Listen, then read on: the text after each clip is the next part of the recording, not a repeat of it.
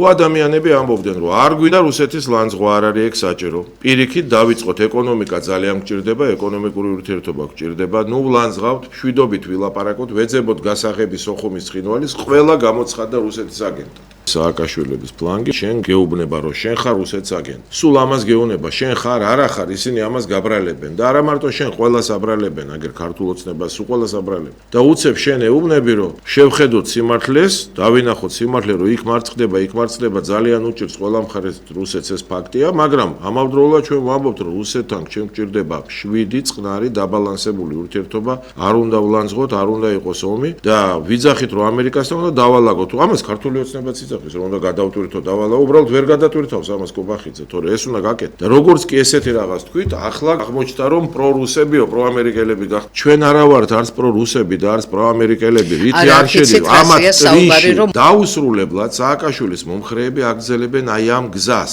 თვითონ აგენტები გვარამია, რომელსაც 40 მილიონი მისცა ქართულმა ოცნებამ, დააფინანსა თვითონ. ეს ჯერ ქართული ოცნების მხრიდან რა ნაბიჯი, ეს არის მტრობა ჩვენი ყველას. რო შექმნას ხელოვნურად ეს გვარამია და აი ეს ხალხი, რომელმაც ფული აიღო, მე წინაჯერზე ვთქვი, რომ ამათ ყველამ ფული მიიღო და ვალდებულებები აიღო ქართული ოცნების. წინაშე თქო და არ შეასრულა მე ეს ვალდებულებები და ეხა წარმოიდგინე შენ რომ აი ეს ხალხი ყველას რუსეთის აგენტს ეძახის,